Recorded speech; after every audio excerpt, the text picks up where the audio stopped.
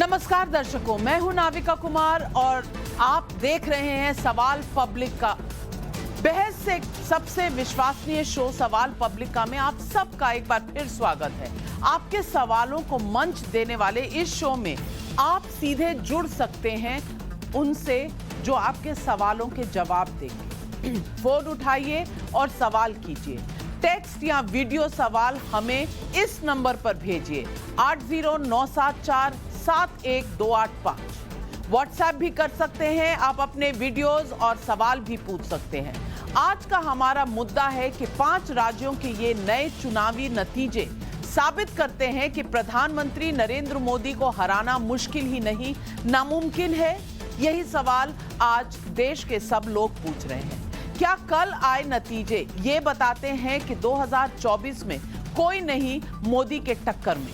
Times now Navbharat ने प्रधानमंत्री मोदी की लोकप्रियता और बीजेपी की जीत में मोदी फैक्टर को समझने के लिए एक फ्लैश सर्वे किया है। देश का मूड प्रधानमंत्री मोदी को लेकर क्या है, इसे आपको दिखाऊं इससे पहले देखते हैं आज की 3 बड़ी खबरें। 16 मार्च को आम आदमी पार्टी नेता भगवंत मान पंजाब के मुख्यमंत्री पद की शपथ लेंगे। शपथ से पहले 13 मार्च को भगवंत मान और अरविंद केजरीवाल अमृतसर में रोड शो करेंगे। उत्तर प्रदेश में योगी आदित्यनाथ के दूसरे टर्म की भी तैयारी शुरू हो चुकी है। आज योगी ने मौजूदा सरकार की आखिरी कैबिनेट बैठक की और फिर राज्यपाल को इस्तीफा सौंप दिया। आज की दूसरी बड़ी खबर, पाकिस्तान में भारतीय मिसाइल गिरने की घटना पर उच्च स्तरीय जांच गठित की गई है।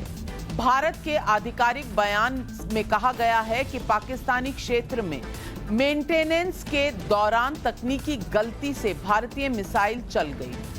ये मिसाइल पाकिस्तान के पंजाब सूबे में मियां छन्नू इलाके में गिर गई थी। पेटीएम के पेमेंट बैंक पर आरबीआई ने कड़ा रुख अपना लिया है। आरबीआई ने अगले आदेश तक पेटीएम के पेमेंट बैंक को नए ग्राहक जोड़ने पर रोक लगा दी है। आरबीआई ने पेमेंट बैंक की आईटी सिस्टम का ऑडिट करने का आदेश भी जारी कर दिया।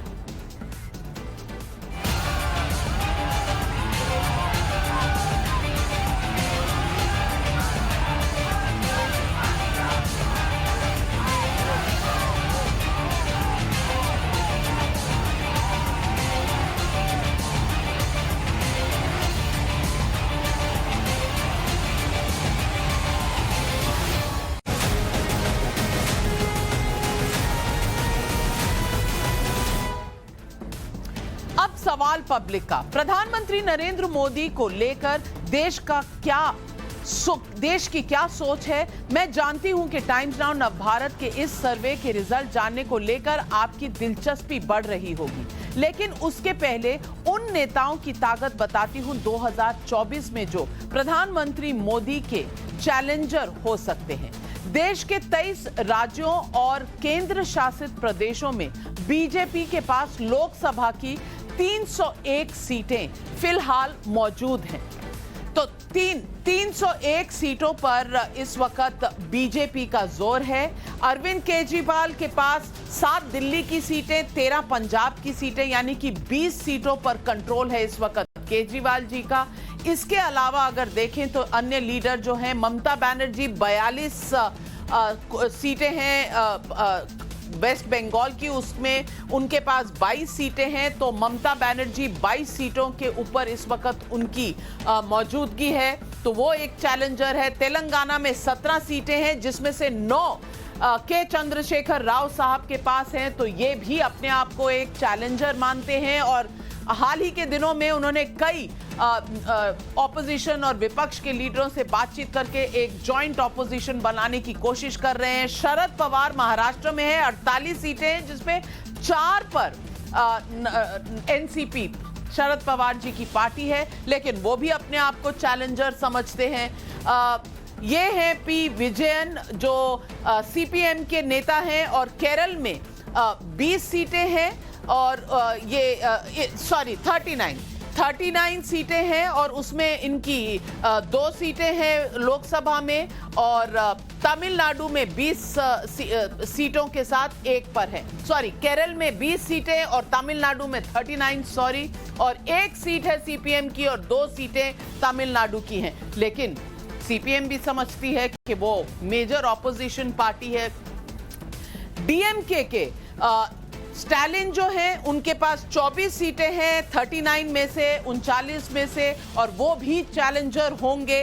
और अगर देखा जाए तो जगन रेड्डी हैं, ऑपोजिशन में नहीं है, कई बातों पर प्रधानमंत्री मोदी का साथ देते हैं लेकिन एनडीए का हिस्सा नहीं है। और आंध्र प्रदेश की 25 सीटों में से 22 इनके हाथ में है लोकसभा में, और बहुत इनके पास वॉइस है लोकसभा में। नवीन पटनायक ओडिशा के मुख्यमंत्री हैं, इनकी 21 सीटें हैं ओडिशा की कुल लोकसभा में 20, जिसमें से नवीन पटनायक की पार्टी यानी कि बीजू जनता दल के पास हैं, तो ये भी चैलेंजर हो सकते हैं 2024 में। लेकिन लगभग हमेशा जाते हैं नरेंद्र मोदी को, चाहे वो कोविड वाली चीजें हों, साइक्लोन वाली चीजें हों, हमेशा उन्होंने सपोर्ट ही किया है नरेंद्र मोदी को।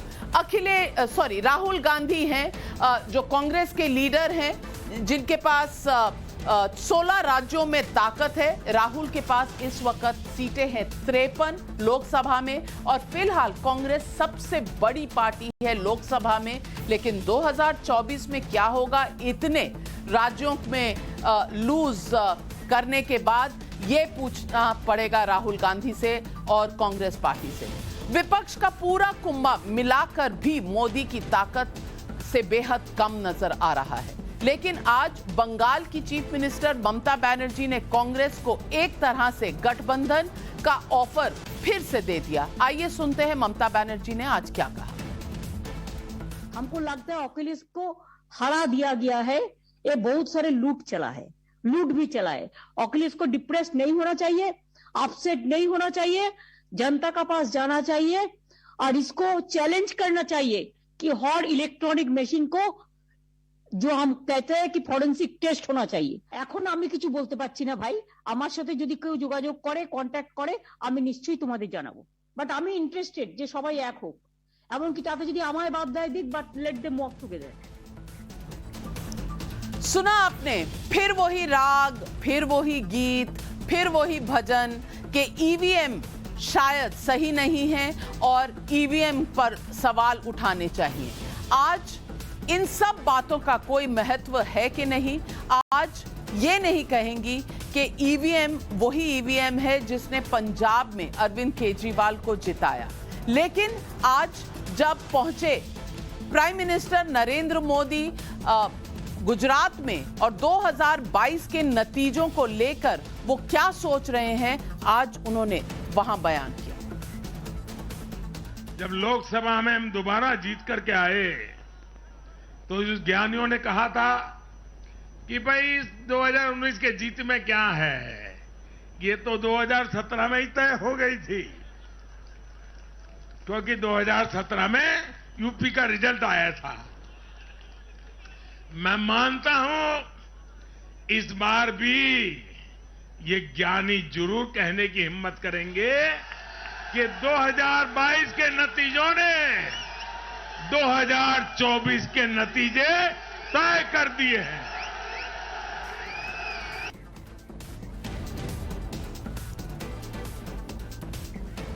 सवाल पब्लिक का आज यही उठता है। पहला सवाल, फिलहाल मोदी को हराना मुश्किल ही नहीं नामुमकिन है क्या? सवाल नंबर 2, 2024 में मोदी के मुकाबले विपक्ष के पास कोई चेहरा है तो कौन है? और 2022 का रिजल्ट 2024 का ट्रेलर है क्या? यही है आज के पब्लिक के सवाल। और आज हमारे साथ जुड़ रहे हैं जीवीएल नरसिम्हा राव, सांसद हैं और बीजेपी के प्रवक्ता भी। नमस्कार, आपका स्वागत है सवाल पब्लिक का शो पर। राशिद अलवी साहब हैं, नेता हैं कांग्रेस पार्टी के। रीजू दत्ता हैं, प्रवक्ता तृणमूल कांग्रेस के। सुधीर दुबे जी मेरे साथ स्टूडियो में हैं, नेता हैं समाजवादी पार्टी के। और आतिशी नेता हैं आम आदमी पार्टी की। आप सबका बहुत स्वागत है आज के शो पर। पहले मैं दिखाना चाहती हूं आप सबको और दर्शकों को कि क्या है हमारे सर्वे के रिजल्ट। आज सबसे पहला सवाल जो हमने पब्लिक से पूछा, और ये 7000 लोगों का रैंडम सैंपल हमने लिया है और पूछा ये सवाल कि इस सवाल में लगभग 7000 सवाल पूछे गए लोगों से और 7000 लोगों ने अपनी राय बताई है। पहला सवाल, 4 राज्यों में बीजेपी की जोरदार जीत के पीछे मोदी की फेस वैल्यू कितनी मानते हैं आप? और अगर आप देखें ये तो मोदी के नाम पर, मोदी के काम पर 24% लोग मोदी जी के ऊपर देते हैं वोट। 60% लोग कहते हैं, बल्कि लोग कहते हैं कि 12 पर जीत में 60% 58% लोग समझते हैं कि 60% उनकी बस शक्ल, उनका कैंपेन पे आना और मोदी का खुद का योगदान। तो 90% लोग समझते हैं 90% उनका ही योगदान है। ये 24% लोग समझते हैं 60% मोदी जी का योगदान है, ये 60% लोग समझते हैं। तो इन दोनों को मिला लीजिए, 85% लोग समझते हैं कि मोदी जी की वजह से ही ये चुनाव जीते जाते हैं। दूसरा सवाल जो हमने पूछा लोगों से वो ये था, मोदी के नेतृत्व में बीजेपी के अनडिफीटेड बने रहने की बड़ी वजह क्या है? तो लोग कहते हैं कि मजबूत नेता हैं, लोक लुभावन उनकी योजनाएं हैं, ऐसा 37% लोग समझते हैं। 37% शानदार चुनाव मैनेज, ये 21% लोग समझते हैं। ईमानदारी की उनकी जो छाप है, ये 14% लोगों की इस पर मोहर है कि ये ईमानदारी ऐड करती है उनका जो लोक लुभावन योजनाएं हैं और उनकी लीडरशिप है। और टुकड़ों में बटा हुआ है जो विपक्ष, वो 29% लोग कहते हैं कि ये इस वजह से भी बीजेपी जीतती है। तीसरा सवाल जो हमने पूछा, 2024 में नरेंद्र मोदी को फिर पीएम बनते देखना चाहेंगे? लगभग 48% लोग कहते हैं हाँ, 31% लोग कहते हैं अभी टाइम है इस चुनाव में और कह नहीं सकते, बाकी के लोग कहते हैं। तो यानी कि 48% लोग ऑलरेडी अपना माइंड मेकअप कर चुके हैं कि मोदी जी ही वापस आएंगे। बाकी लोग अभी वेट कर रहे हैं कि नजदीक आने दीजिए। प्राइम मिनिस्टर मोदी वाली बीजेपी को केंद्र में हराना विपक्ष के लिए फिलहाल नामुमकिन है, ऐसा कम से कम 70% लोग समझते हैं कि इस वक्त बीजेपी को हराना मुश्किल ही नहीं, नामुमकिन है। और आखिरी सवाल जो हमने लोगों से पूछा वो ये है, 2024 में प्राइम मिनिस्टर मोदी का चैलेंजर कौन हो सकता है? अरविंद केजरीवाल, 63% लोग समझते हैं अरविंद केजरीवाल करेंगे ये काम। ममता बनर्जी को थोड़े कम वोट मिले हैं, सॉरी 18% लगभग। अन्य लोगों को बिल्कुल 1% और राहुल गांधी सिर्फ 17%। यानी राहुल गांधी और ममता बनर्जी में अभी भी थोड़ी बहुत कंपटीशन बाकी है। तो आइए, यही है हमारे सवाल। और सवाल में मैं सबसे पहले पूछूंगी कि जीवीएल नरसिम्हा राव जी, 5 राज्यों में जो चुनाव हुए हैं उसके बाद 4 जीत लिया आपने, तो लोग समझते हैं कि मोदी जी का आना बिल्कुल तय है 2024 में।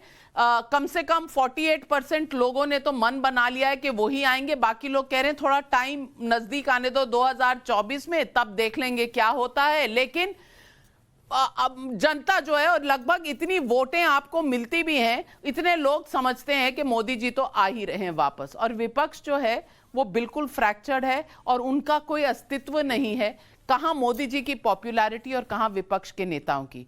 क्या आप समझते हैं कि 2024 का मंजर जो है उसकी इस वक्त जो लोगों का माइंड है वो ऑलरेडी मेड अप है?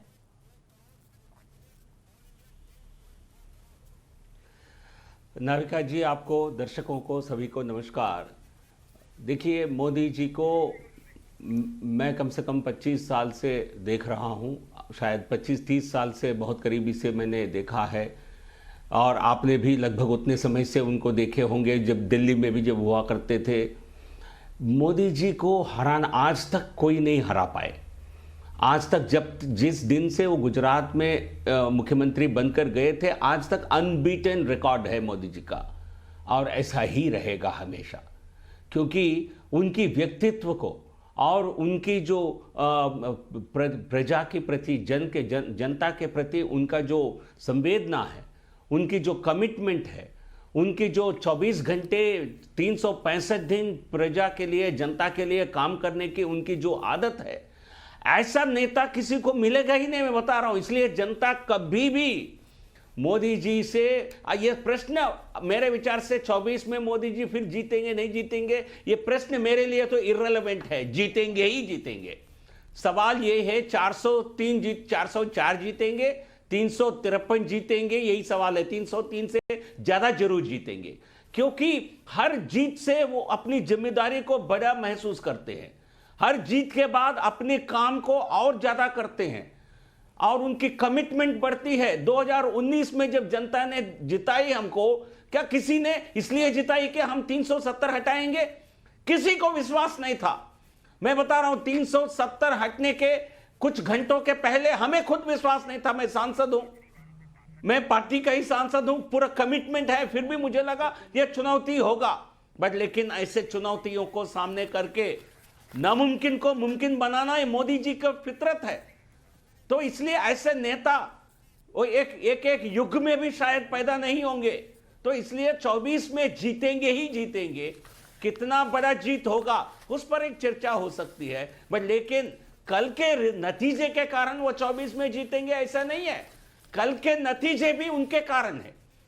2022 के जीत में बड़ा योगदान मोदी जी का, केंद्र सरकार के योजनाएं, मोदी जी की नेतृत्व, कोरोना के समय पे जिस इस देश को उस संकट से जूझने में किस प्रकार प्रधानमंत्री मोदी जी ने एक नेतृत्व दिया है, वो सब का असर है 2022 रिजल्ट में। जब उनकी खुद की चुनाव होगी 24 में, तो मैं सामने किसी को, ऑनेस्टली मैं किसी को एक प्रतिद्वंदी के रूप में मैं नहीं देखता हूं।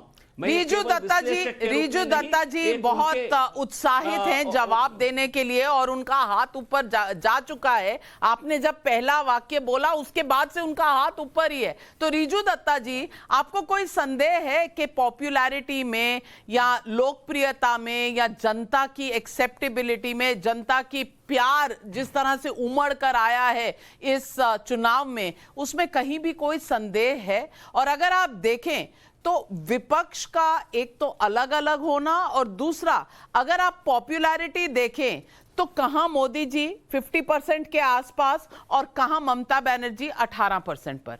तो मैं ये पूछना चाहती हूं कि ये जो विपक्ष हमेशा उंगली उठाता है, हमेशा ये कहता है कि 8 साल हो गए, आंदोलन हो गए किसान के, कोविड ठीक से हैंडल नहीं किया, यूक्रेन की क्राइसिस हो गई, इनको सुरक्षा भी नहीं आती, इनको इकोनॉमी भी नहीं आती, फिर भी लोग बार बार चुन क्यों रहे हैं बीजेपी को और नरेंद्र मोदी के नाम पर बीजेपी को?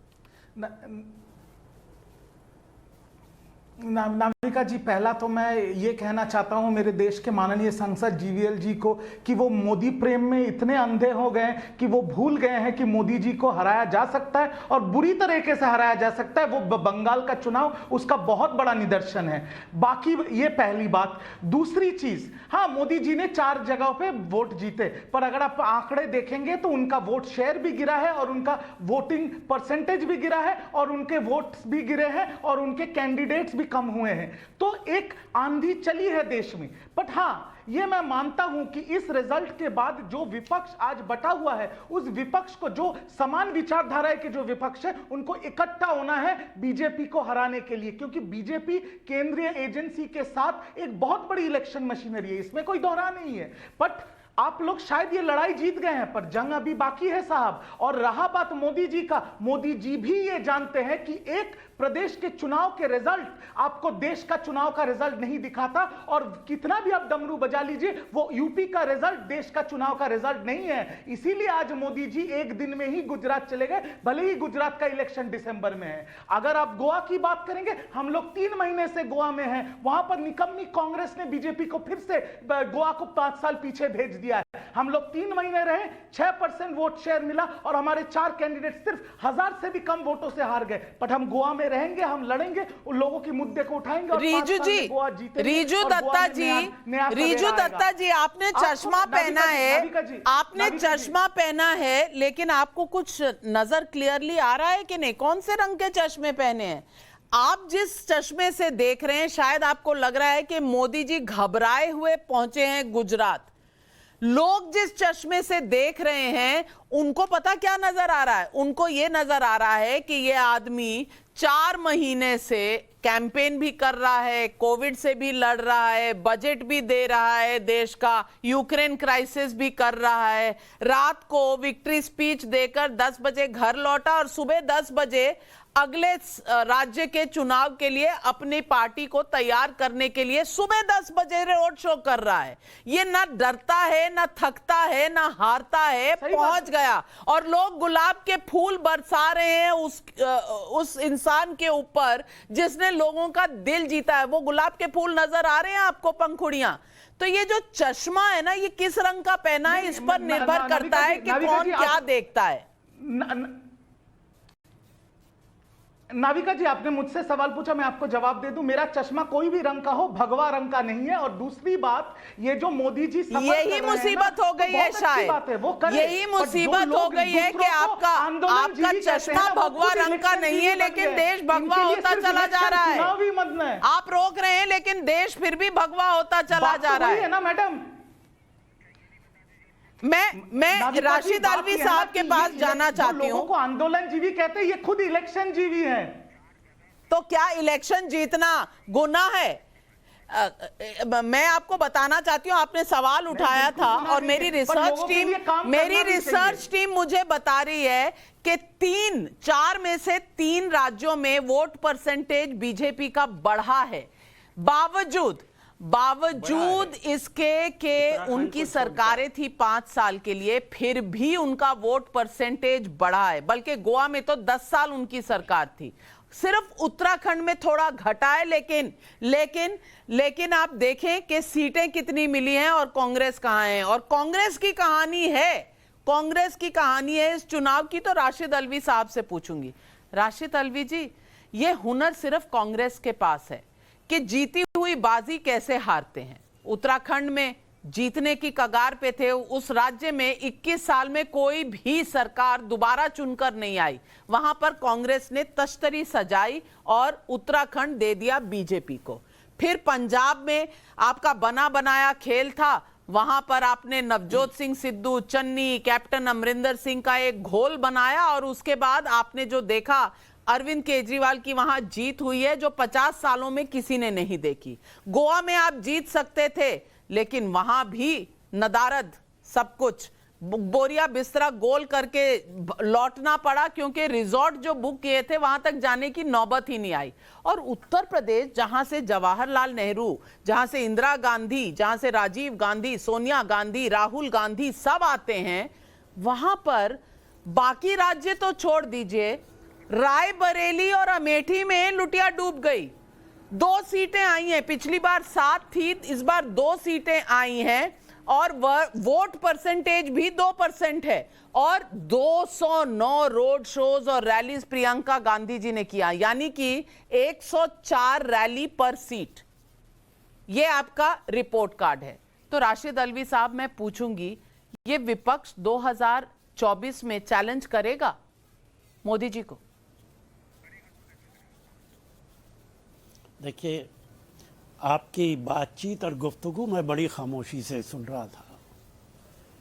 आपने भी कहा और बीजेपी के प्रवक्ता ने भी कहा, नरेंद्र मोदी न थकते हैं न डरते हैं। भगवान ने उन्हें देवता बना के भेज दिया है भारत के अंदर, तो वो कैसे डरेंगे और कैसे थकेंगे? 4 स्टेट के अंदर उन्होंने सरकार बना ली।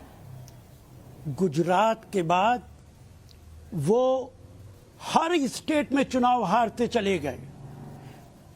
पंजाब में 0 हैं, हरियाणा में हारे, राजस्थान में हारे, मध्य प्रदेश में हारे, छत्तीसगढ़ में हारे, आंध्रा में नाम लेने वाला नहीं, उड़ीसा में नाम लेने वाला नहीं, बंगाल में नाम लेने वाला नहीं, सिर्फ 2-4 स्टेट्स के अंदर हैं। और ये जो चुनाव चारों स्टेट के अंदर जीते हैं, आज सवाल ये नहीं है कि कांग्रेस क्यों हारी और विपक्ष क्यों हारा।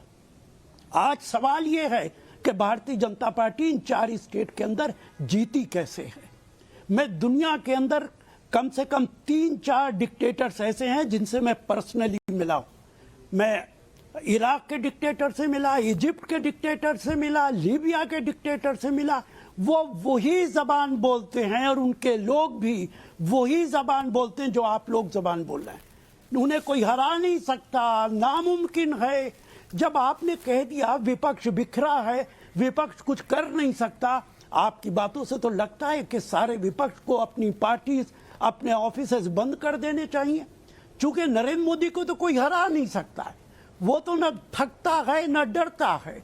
जहां जाता है फूलों की बारिश हो जाती है। तो विपक्ष को अपने ऑफिसेज बंद कर देने चाहिए और अकेले नरेंद्र मोदी इस देश को चलाएं। उनके अंदर कोई कमी नहीं है। उनकी जो तमाम प्लानिंग है, प्रोजेक्ट्स हैं, इतने शानदार हैं कि विपक्ष का कुछ चल ही नहीं सकता है।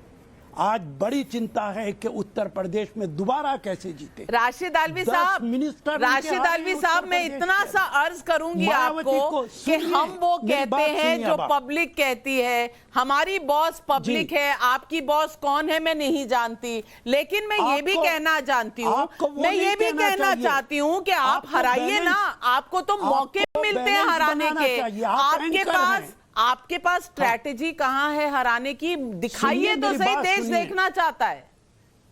देखिए मेरी बात, मोहतरमा मेरी बात सुनिए। आपने आते ही सबसे पहले बीजेपी के प्रवक्ता को नमस्कार किया, बाकी किसी को नहीं किया। तो मैं उसी वक्त समझ गया कि आप किस तरफ जाएंगे, आप मैंने गुफ्तगू किधर होगी। तो मैं आपसे कहूं कि जब तक ईवीएम रहेगा तब तक मोदी जी जीतते रहेंगे। यह बात तो बीजेपी के एमपी सुब्रमण्यम स्वामी ने कही है कि ईवीएम का खेल हमेशा होता रहेगा। जिन लोगों ने ईवीएम बनाई है वहां पे इलेक्शन ईवीएम से नहीं होता। मैं अमेरिका गया हूं, अमेरिका के इलेक्शन को नजदीक से देखा है। लंबा चौड़ा बैलेट पेपर होता है। आप कहें तो मेरे पास है, आपको दिखा सकता हूं कि बैलेट पेपर सर, थोड़ा बहुत अमेरिका में भी गई हूं इलेक्शन कवर करने, उसी में होता है, थोड़ी बहुत जानकारी है मेरे पास भी। तो आप जानती होंगी। फिर आपने देखा होगा इस ईवीएम के खिलाफ विपक्ष को और जनता को सड़कों पे आना होगा। इस तरीके से भारतीय जनता पार्टी को नहीं हराया जा सकता। इनका खेल बहुत बड़ा खेल है। इलेक्शन कमीशन इनकी जेब में रहता है। इलेक्शन कमीशन वो करता है जो भारत सरकार चाहती है। बनारस के अंदर ईवीएम का ट्रक पकड़ा गया, क्या हुआ? किसके खिलाफ कार्रवाई हुई? कितने लोगों को गिरफ्तार किया गया? मुझे बताइए आपने क्यों नहीं इस पे सवाल उठाया? मीडिया लोकतंत्र का एक मजबूत ताकत होता है। राशिद आलवी जी, चुनाव के नतीजों से पहले 3 दिन ये डिबेट की थी। सुधीर दुबे जी हमारे साथ इन डिबेटों में थे। आपने हमारी अर्जी स्वीकार नहीं करी, आप डिबेट पर नहीं आए, पर ईवीएम के किस्से पर भी डिबेट हुई। आ रही हूं मैं जीवीएल नरसिम्हा राव जी, लेकिन आतिशी जी मैं आपसे पूछना चाह रही हूं। पहले तो राशिद आलवी साहब ने कह दिया हमारी गलती है, हमने नमस्कार नहीं किया इसलिए ये चुनाव हार गए। फिर इन्होंने कह दिया कि ईवीएम खराब थे इसलिए ये चुनाव हार गए, और ईवीएम पंजाब में सही चले लेकिन बाकी राज्यों में ईवीएम ने धोखा दे दिया, खफा हो गई। तो आतिशी जी मैं सिर्फ इतना पूछना चाहती हूं कि मैंने जब अनाउंस किया, आलवी जी मैं आ रही हूं 2 मिनट। आतिशी जी हैं, मैं भी महिला हूं, वो भी महिला है, मेरा थोड़ा सा महिलाओं के साथ अलग सा रिश्ता है, तो एक बार महिलाओं से पूछने दीजिए, थोड़ी हमारी भी आवाज निकलने दीजिए। मेरी तो पसंद नहीं है, आतिशी जी की शायद पसंद आ जाए आपको, लेकिन आतिशी जी अब ये भी मेरी गलती है कि मैंने सबको अलग अलग नमस्कार नहीं किया, पहले नाम वाले को नमस्कार कर दिया। तो ये क्या ये मुद्दे हो सकते हैं जिन पर चुनाव हारा या जीता जा सकता है? नंबर 1। और नंबर 2, अरविंद केजरीवाल जी की पॉपुलैरिटी टू चैलेंज मोदी 64-65% पे है, राहुल गांधी 17% पे हैं, उनसे ऊपर 18% पर ममता बनर्जी हैं, लेकिन ये भी मेरी गलती हो गई। तो आतिशी जी, ये हर चीज का गुस्सा, हारने का गुस्सा इन चीजों पर निकलेगा तो कैसे होगा विपक्ष का खेल और कैसे हराएंगे बीजेपी को? देखिए नाविका जी, हमें समझना पड़ेगा कि मोदी जी चुनाव दर चुनाव क्यों जीत रहे हैं। वो इसलिए जीत रहे हैं क्योंकि 2014 से पहले जो देश भर में जितना भ्रष्टाचार, जितने स्कैम्स, जितना इकोनॉमिक क्राइसिस, अनएम्प्लॉयमेंट हमारे पूरे देश के लोगों ने देखा है, उन्होंने 2014 में हाथ जोड़ लिए कि हमें कांग्रेस की सरकार नहीं चाहिए, हमें उसका भ्रष्टाचार नहीं चाहिए। हम एक नई पार्टी को मौका देते हैं, नए नेता को मौका देते हैं कि हो सकता है कि कोई बदलाव आए। तो 2014 में मोदी जी को लोगों ने इसलिए वोट दिया क्योंकि वो कांग्रेस के 70 साल के राज से परेशान थे। अब आज के दिन में मोदी जी बार बार इसलिए जीतते हैं क्योंकि लोगों को कोई विकल्प नहीं दिख रहा।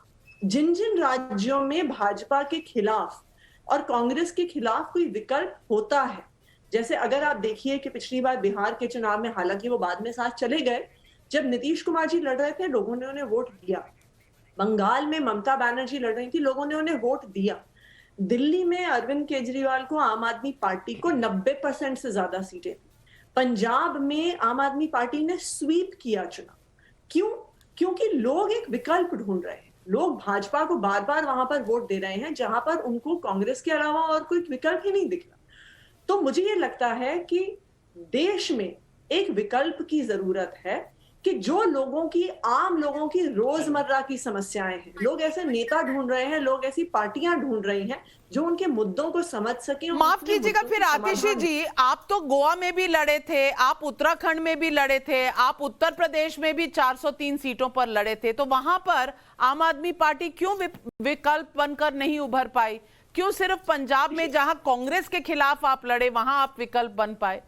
देखिए नाविका जी, किसी भी पार्टी को, किसी भी ऑर्गेनाइजेशन को बिल्ड करने में समय लगता है। तो ऐसा नहीं है कि पंजाब में हम पहली बार चुनाव लड़े और पहली बार में ही हम इतनी सीटें ले गए।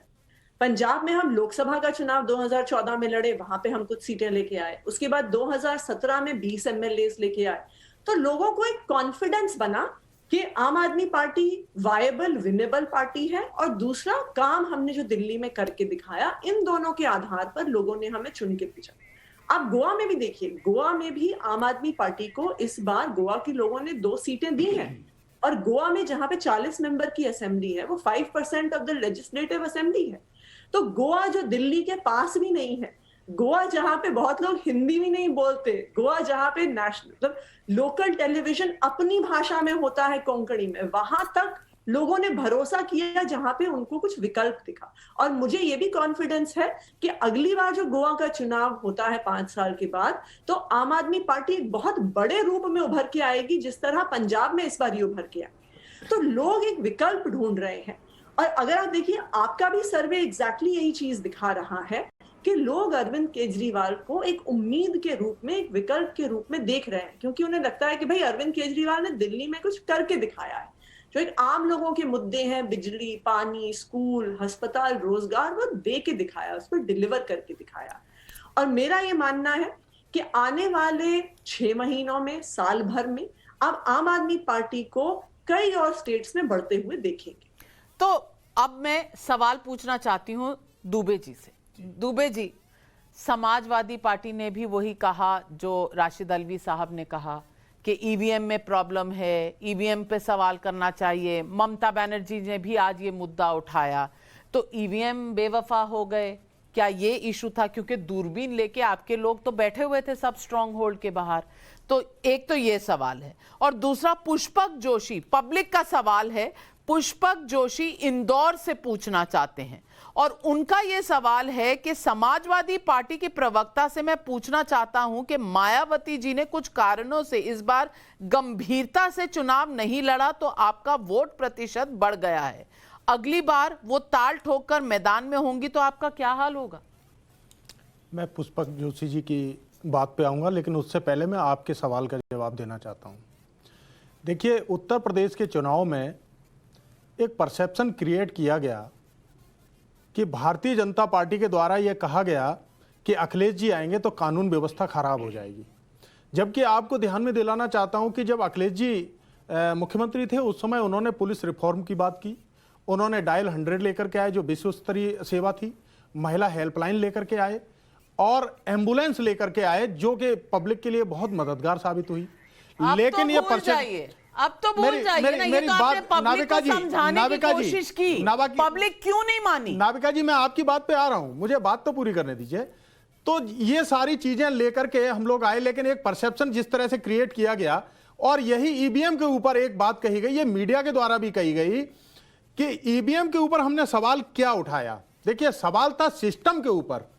क्या आप बताएंगे बनारस के अंदर ईवीएम नहीं पकड़ी गई, लखनऊ के अंदर ईवीएम नहीं पकड़ी गई, कूड़े की गाड़ी के अंदर बैलेट पेपर नहीं पकड़े गए? आप बताइए, क्या ये एक लोकतंत्र की हत्या करने का प्रयास नहीं किया जा रहा था? के भी जवाब दिए इलेक्शन कमीशन ने। आप चैलेंज इलेक्शन कमीशन तो मूक दर्शक बन के देखता रहा और भारतीय जनता पार्टी लोकतंत्र की लूट करना चाहती थी। कि नंबर सारे जांच कराए थे, सुशील चंद्रा जी ने जवाब दिया बाकायदा, हमने भी सवाल पूछे। मुझे याद है आपने इंटरव्यू किया था सुशील चंद्रा साहब का, लेकिन जो पूरे चुनाव का जो सिनेरियो जो हमने देखा जो उत्तर प्रदेश के अंदर कि भारतीय जनता पार्टी कई बार लोकतंत्र की हत्या कर चुकी है, तो उत्तर प्रदेश के अंदर भी हम लोग एक मुस्तैद प्रहरी की तरह खड़े थे। हम लोकतंत्र की हत्या नहीं होना चाहते, हम लोकतंत्र को बचाना चाहते हैं। दूसरी बात, पुष्पक जोशी जी की बात पे आता हूं मैं। देखिए, ये सब जानते हैं उत्तर प्रदेश के चुनाव में चाहे बहुजन समाज पार्टी हो चाहे ओवैसी जी हो, ये भारतीय जनता पार्टी की बी टीम के रूप में चुनाव लड़ रहे थे।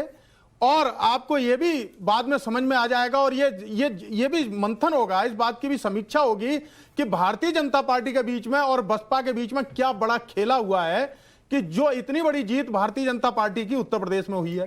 तो अभी भी आपको ये जनमत का अपमान नहीं है, आपको सब कुछ खेला लगता है।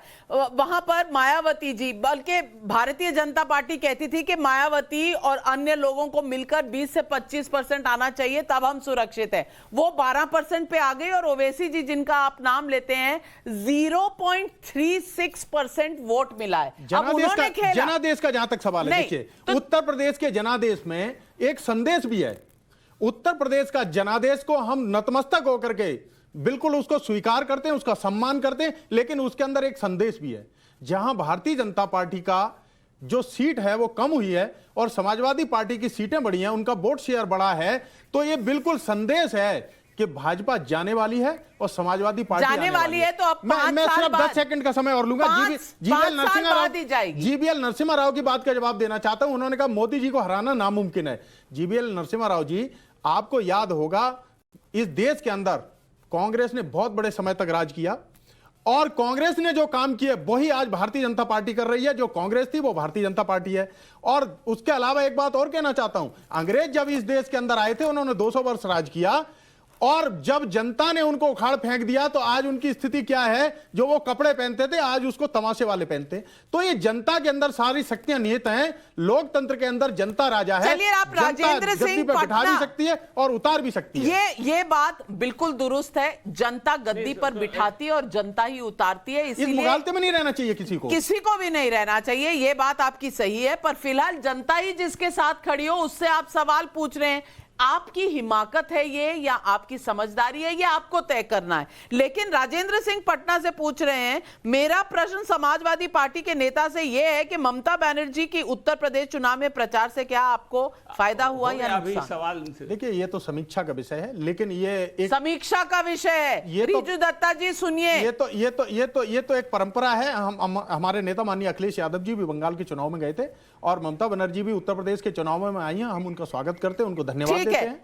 ठीक है, इस शो में राशिद अलवी साहब, मैं आपके पास आ रही हूं, लेकिन पब्लिक यहां हमारी बॉस है, तो पब्लिक के 2 सवाल सुन लेते हैं। हिमांशु वाराणसी से, जय कुमार गाजियाबाद से सवाल पूछ रहे हैं, आइए सुनते हैं इनके क्या सवाल हैं। दिनेश नोएडा से और शिफाली सिंह वाराणसी से, ये और 2 सवाल हैं, तो ये 4 सवाल सुन के मैं जवाब लूंगी जिनसे ये सवाल पूछे गए।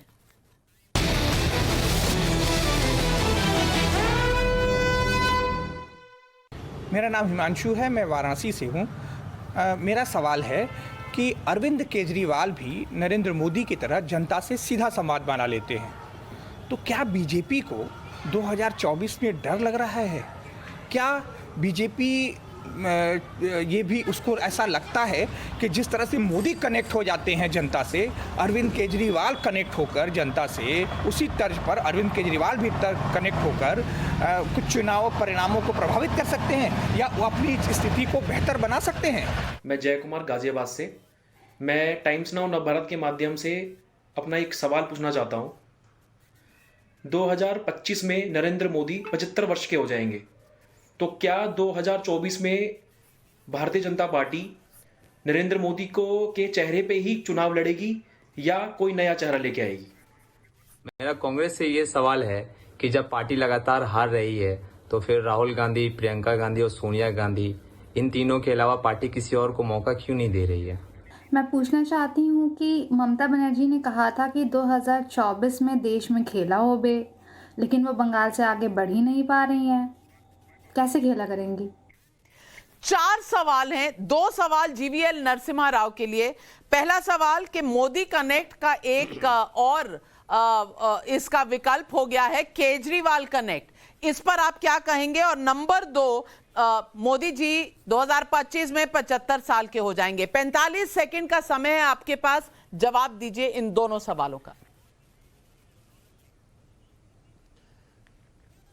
नाविका जी, देखिए 2013 में आम आदमी पार्टी का दिल्ली में जीत हुआ, फिर 2014 में लोकसभा चुनाव हुए दिल्ली में, 7 के 7 भाजपा जीती। यदि केजरीवाल के असर लोकसभा तक होते तो 7 के 7 उनको जीतना चाहिए था। यही फिर रिपीट हुआ, असेंबली जीते, फिर लोकसभा हम 7 के 7 2019 जीते, तो और वाराणसी पहुंचे थे 2014 में मोदी जी को टक्कर देने के लिए, वहां स्वाभाविक रूप से बड़ी हार हुई। तो इसलिए तो मोदी जी के सामने बिल्कुल अरविंद केजरीवाल नहीं टिकेंगे, ये और 5 साल लगे इनको पंजाब में जीतना, और जीत बहुत भव्य जीत है, मैं उसके लिए बधाई देता हूं। पर लेकिन गोवा में हम इसलिए काम नहीं कर पाए क्योंकि 5 साल कम था, गोवा में भी 5 साल से काम कर रहे थे, और 5 साल लगेगा गोवा में आने में।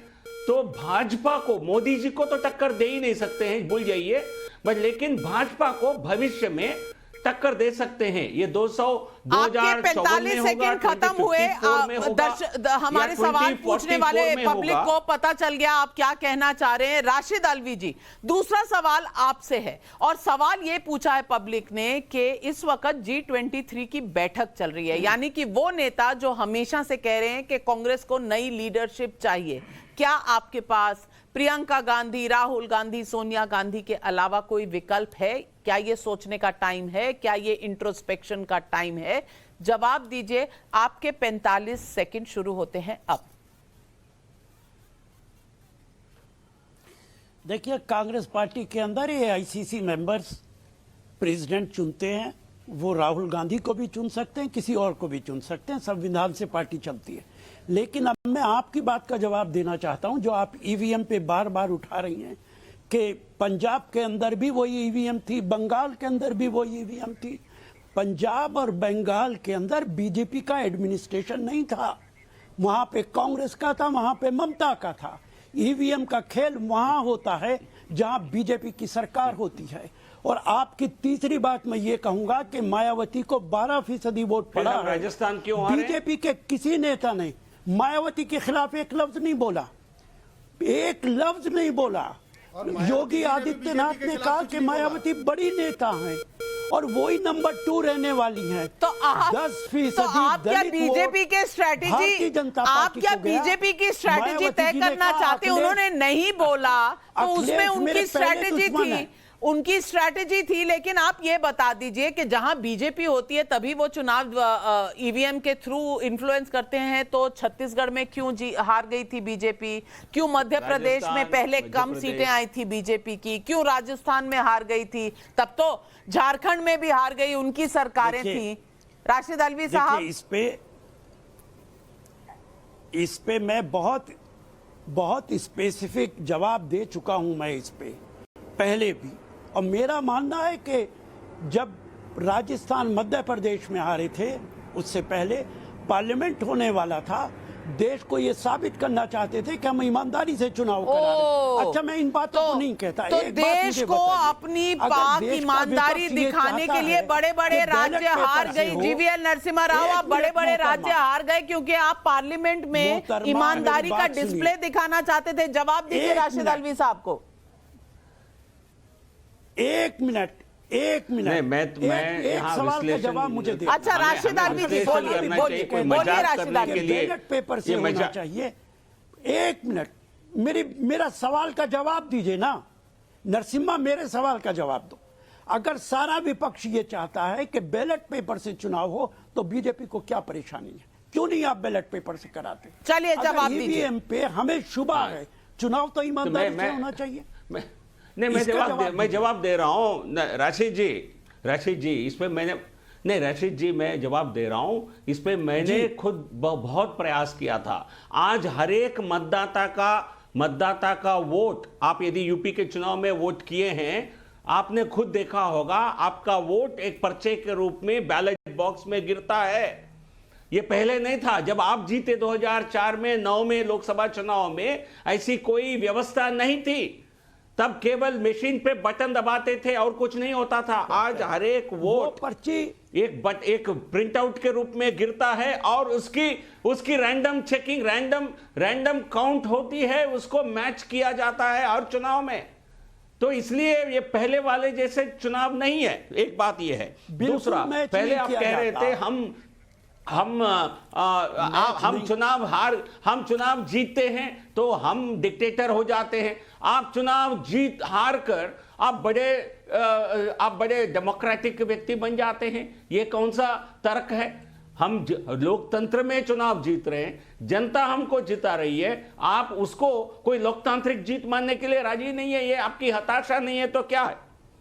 और जहां तक 2024 का सवाल था नाविका जी, मैं जवाब नहीं दे पाया समय कम होने के नाते। 2024 में माननीय प्रधानमंत्री जी के नेतृत्व में बीजेपी लड़ेगी और 400 से ज्यादा सीट जीतकर एक इतिहास फिर एक बार रचाएगी।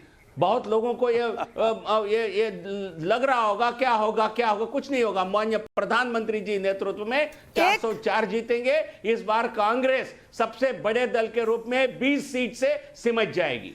एक सवाल रिजू दत्ता साहब आपके लिए भी आया। ये खेला होबे, ये सवाल का जवाब दे दीजिए। पब्लिक का सवाल है। पब्लिक, खाली बंगाल में खेला होबे या इंडिया में खेला होबे?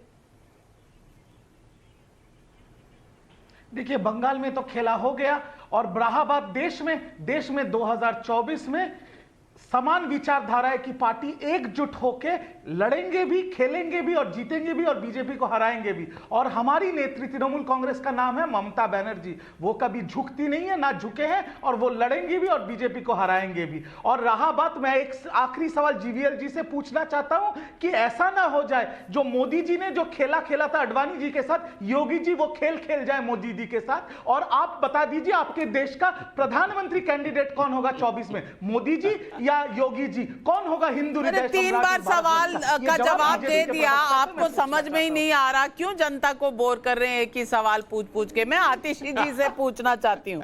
आतिशी जी, आप तो ये बता दीजिए आतिशी जी, ये रिजू दत्ता जी की पार्टी ममता बनर्जी आपके खिलाफ लड़ी थी गोवा में। अब वहां तो ऑपोजिशन इकट्ठी नहीं हुई।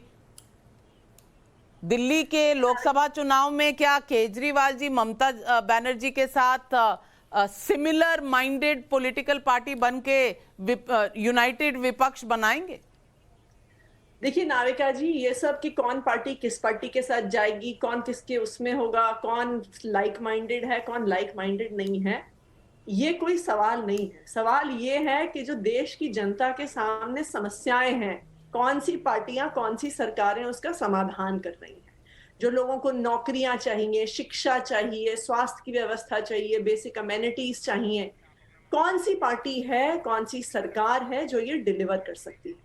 अगर आप जनता की समस्याएं सुलझा सकते हैं तो जनता आपको वोट देगी। आप जनता की समस्याएं नहीं सुलझा सकते हैं और जनता को उम्मीद नहीं दे सकते हैं कि उनकी जिंदगी बेहतर होगी, तो जनता आपको तो आपके लिए आतिशी जी 2 सवाल आए हैं अभी YouTube पर, और सतीश चांदक मुंबई से पूछ रहे हैं, आम आदमी पार्टी से पूछना चाहता हूं कि सीनियर कौन होगा, केजरीवाल जो कि दिल्ली के सीएम हैं या भगवंत मान जो पार्टी पोजीशन में छोटे हैं पर बड़े राज्य के सीएम होने जा रहे हैं। और दूसरा सवाल ध्रुव मोगा दिल्ली से पूछ रहे हैं, क्या आम आदमी पार्टी अपने किए वादे पूरे कर पाएगी पंजाब में या फिर फ्री के नाम पर दिल्ली की तरह लोगों को ठग लेगी? दो सवाल हैं आपके लिए। देखिए, सबसे पहली बात, बड़े ना अरविंद केजरीवाल हैं, बड़े ना भगवंत मान है, बड़े इस देश के लोग हैं, देश के वोटर हैं जो जाकर किसी भी पॉलिटिकल पार्टी पे भरोसा करते हैं। और मुझे लगता है कि हमारे लोकतंत्र के लिए सबसे जरूरी चीज है कि चाहे नेता हो चाहे जनता हो, वो ये समझे कि आम इंसान, आम वोटर सबसे ऊपर है, वो डिसीजन मेकर है। दूसरी बात, मैं ये भी कहना चाहूंगी कि जैसे हमने दिल्ली में सारे वादे पूरे किए हैं, उसी भरोसे से मैं ये कह सकती हूँ कि पंजाब में भी सारे हमारे वादे पूरे होंगे, और पंजाब में और जल्दी से होंगे और आसानी से होंगे, क्योंकि पंजाब एक फुल स्टेट है। पंजाब में जो पिछले 7 साल से केंद्र सरकार के साथ पावर का संघर्ष दिल्ली में चल रहा है, पंजाब में वो स्थिति ना होने वश और भी जल्दी प्रॉमिसेस पूरे होंगे। आने वाले कुछ महीने में ना सिर्फ पंजाब की जनता पर देश की जनता ये देख पाएगी कि जब आप एक ईमानदार सरकार चुन के भेजते हैं तो कितने बड़े बड़े कदम कितनी स्पीड से पूरे किए जाते हैं। पर इस वक्त का अगर लेखा जोखा किया जाए तो आप जानते हैं और पब्लिक में सब जान गए हैं कि इस वक्त के सबसे लोकप्रिय नेता इस देश में नरेंद्र मोदी हैं, और इसमें शायद किसी को कोई शक होना नहीं चाहिए। जिस तरह उन्होंने 5 राज्यों के चुनाव में 4 राज्य जीते हैं जहां पहले से बीजेपी की सरकार थी, ये इसका प्रतीक है। और अगर मैं बताऊं, 2014 में 51 विधानसभा चुनाव हुए, 24 बीजेपी और एनडीए ने जीता। 2014 में 9 चुनाव हुए जिसमें 4 राज्यों में बीजेपी या एनडीए की सरकार आई। 2015 के 2 चुनाव में से भी बीजेपी या एनडीए सरकार नहीं बना पाई। 2016 में 5 चुनाव में से 1 राज्य में सरकार बनी, और फिर बीजेपी 8 साल सरकार में रहने के बाद आज अगर फिर इन 4 राज्यों को जीत जाती है तो पोल पोजीशन में 2024 के लिए लगभग जनता तय कर चुकी है कि मोदी का कोई विकल्प इस वक्त कम से कम है नहीं। लेकिन ये पब्लिक है, ये कब किसको ऊपर करती है कब किसको नीचे, ये बटन सिर्फ पब्लिक के पास है। और इसीलिए हम हमेशा कहते हैं कि ये पब्लिक है, ये सब जानती है और पब्लिक हमारी बॉस है। और सवाल पब्लिक का शो पर हमारे साथ जुड़ने के लिए आपका बहुत बहुत धन्यवाद। लेती हूं आपसे इजाजत। नमस्कार, प्रणाम, सत श्री अकाल, आदाब। फिर मिलेंगे सोमवार को 8 बजे सवाल पब्लिक का शो पर। नमस्कार।